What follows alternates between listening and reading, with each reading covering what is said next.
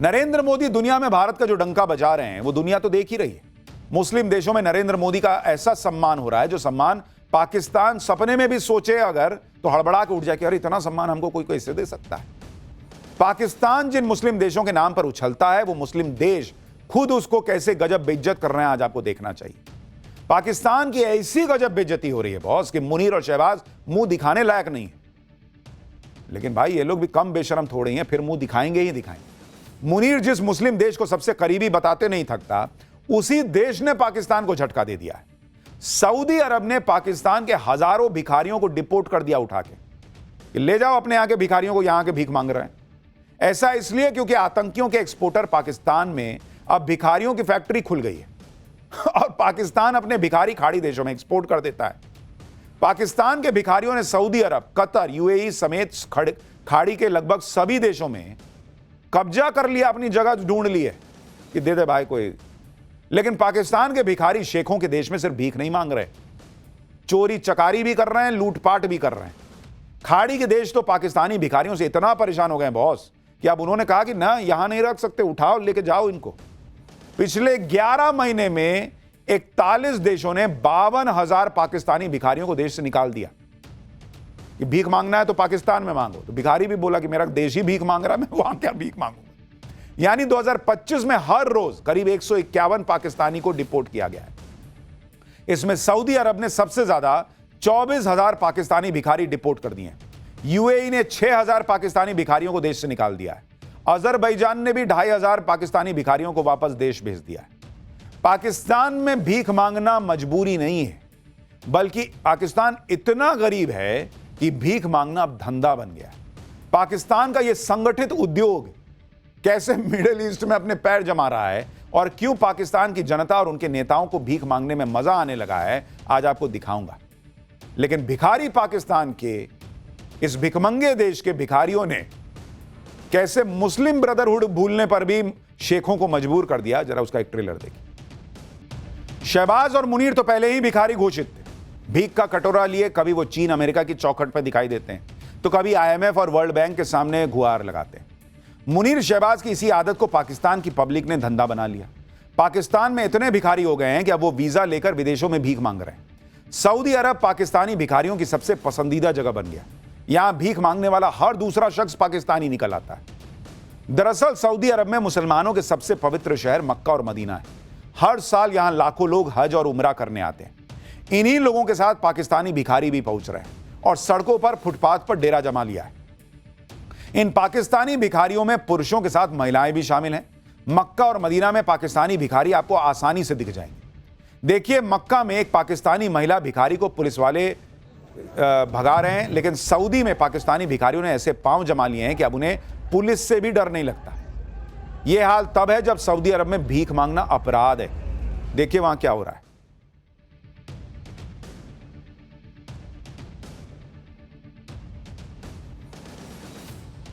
अब सऊदी अरब ने पाकिस्तानी भिखारियों से निपटने के लिए उन्हें डिपोर्ट करना शुरू कर दिया है।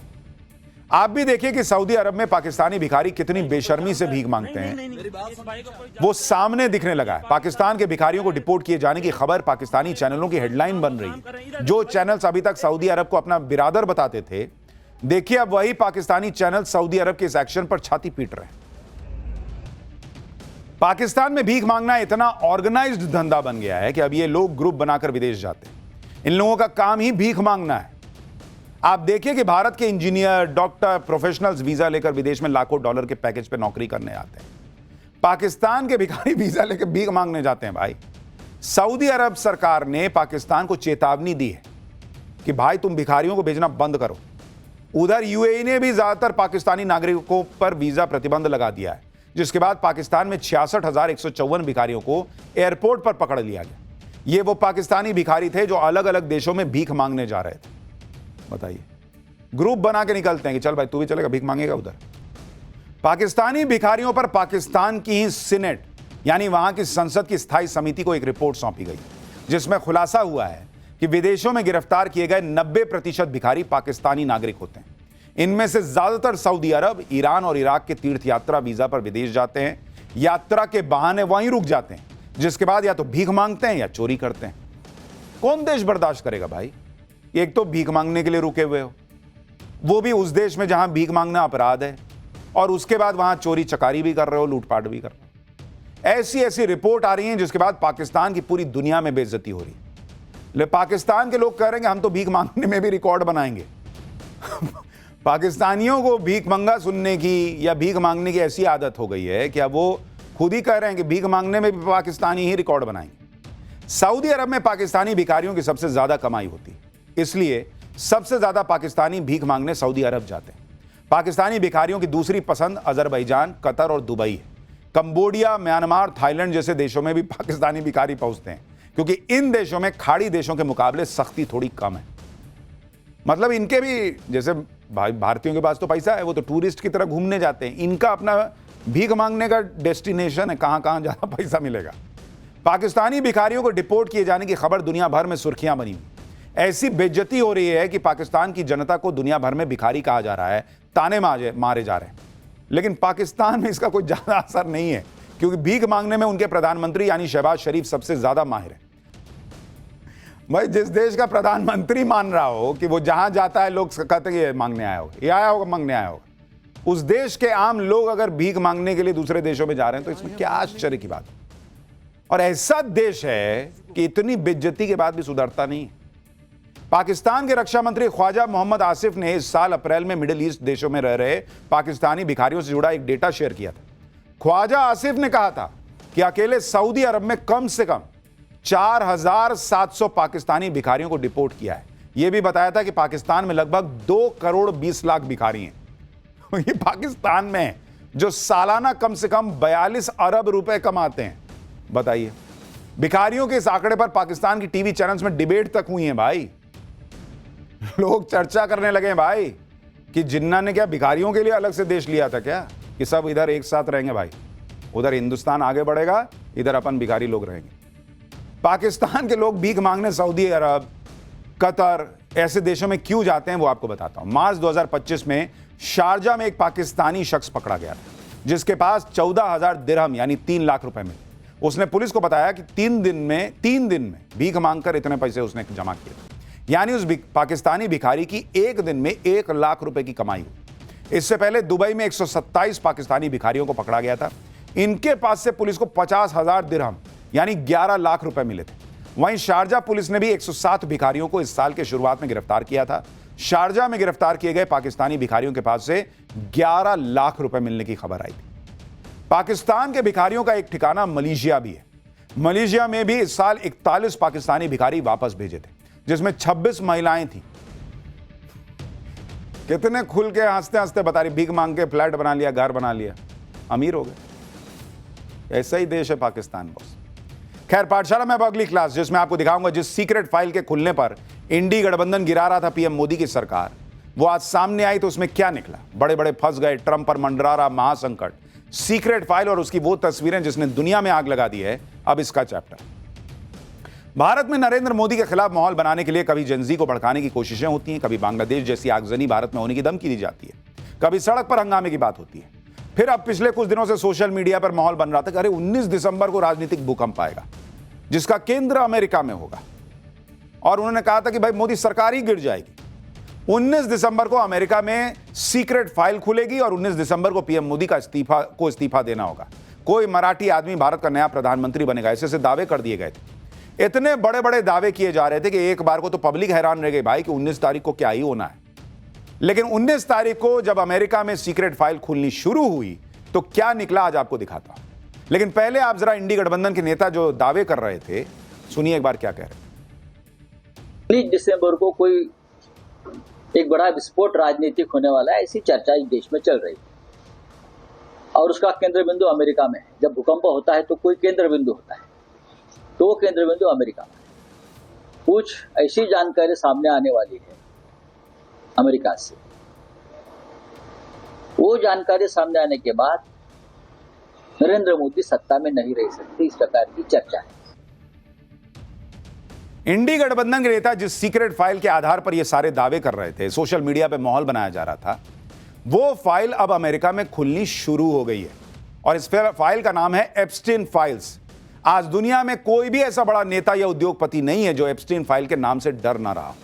एप्स्टीन फाइल्स में बड़े बड़े नेताओं और उद्योगपतियों के गंदे और घिनौने राज छुपे होने का दावा है, जिसे अब अमेरिकी सरकार रिलीज कर रही है। इंडी गठबंधन को उम्मीद रही होगी कि एप्स्टीन फाइल्स की वजह से भारत में भी कुछ धमाका हो जाएगा, लेकिन अभी तक इस फाइल के जितने हिस्से बाहर आए हैं, अभी तो पूरी बड़ी फाइल है, खुलेगी पूरी, लेकिन अब जब खुलनी शुरू हुई और कुछ चीजें बाहर आई हैं, अभी तक भारत में तो कोई इंपैक्ट नहीं हुआ उसका, बल्कि एप्स्टीन फाइल्स की 68 तस्वीरें रिलीज होने से अमेरिका में जरूर भूचाल आ गया।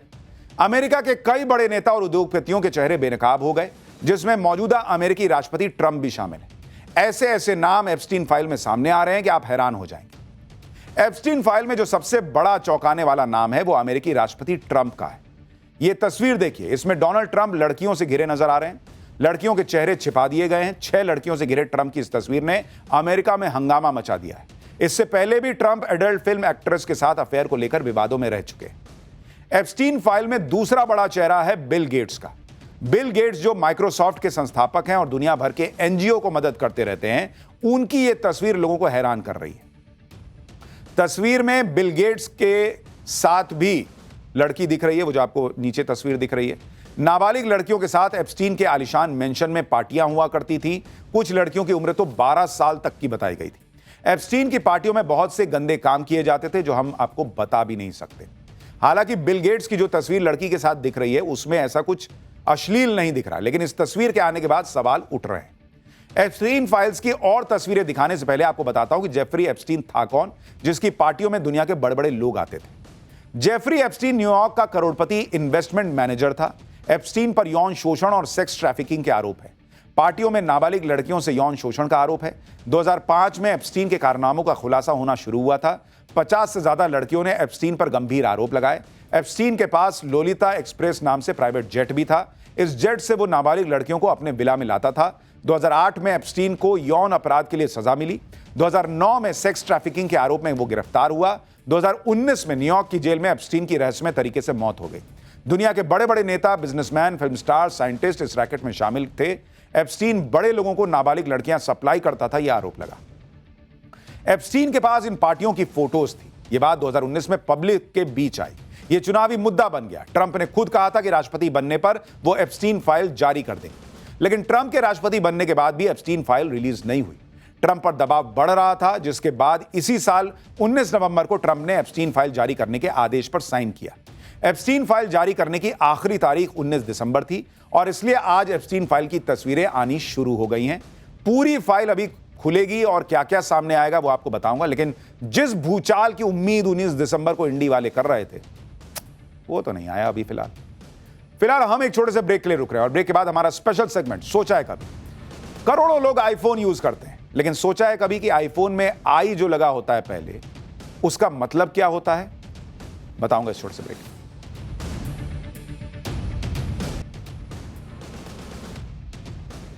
ब्रेक के बाद पाठशाला में आपका फिर से स्वागत है और अब हमारा स्पेशल सेगमेंट सोचा है कभी, वो सवाल जो दिमाग की बत्ती जला दे। और आज का सवाल यह है कि करोड़ों लोग आज की डेट में आईफोन यूज करते हैं, लेकिन आपने सोचा है कभी कि आईफोन में फोन के पहले जो आई लेटर लगा हुआ है उस आई का मतलब क्या है, उसका फुल फॉर्म क्या है? क्यों आईफोन, क्यों ए फोन, बी फोन, सी फोन नहीं, आईफोन ही क्यों? आज इसके बारे में आपको बताता हूं। दरअसल इस आई अल्फाबेट की स्टोरी शुरू होती है 1998 से, जब एप्पल ने अपना iMac कंप्यूटर लॉन्च किया था। उस समय इंटरनेट धीरे धीरे लोगों के बीच पहुंच ही रहा था। तब एप्पल ने कहा था कि उसके प्रोडक्ट के आगे लगे आई के 5 मतलब हैं। इसका सबसे पहला और सबसे महत्वपूर्ण मतलब था आई से इंटरनेट। iMac उन पहले कंप्यूटर्स में से एक था जिसने इंटरनेट से जुड़ना बेहद आसान बना दिया था। इसलिए आई का एक मतलब था इंटरनेट। दूसरा मतलब था इंडिविजुअल, क्योंकि यह डिवाइस पर्सनल यूज के लिए था। तीसरा मतलब था इंस्ट्रक्ट, क्योंकि डिवाइस सीखने और सिखाने में मदद करने वाला था। आई का चौथा मतलब था इन्फॉर्म, क्योंकि यह दुनिया भर की जानकारी आप तक पहुंचा रहा था। और पांचवा और आखिरी मतलब था इंस्पायर, क्योंकि इसमें बहुत कुछ नया और क्रिएटिव था और एप्पल को लगता था इससे दुनिया इंस्पायर होगी। इसलिए iMac के बाद जब एप्पल ने आईफोन लॉन्च किया तो उसमें भी आई लेटर को बरकरार रखा। हालांकि आज की आधुनिक दुनिया में एप्पल का कहना है कि उसका ये आई स्टैंड करता है इनोवेशन के लिए। अब ऐसी जानकारी मिलने के बाद आप भी कह सकते हैं ओह आई सी। आज के लिए इतना ही, नमस्कार।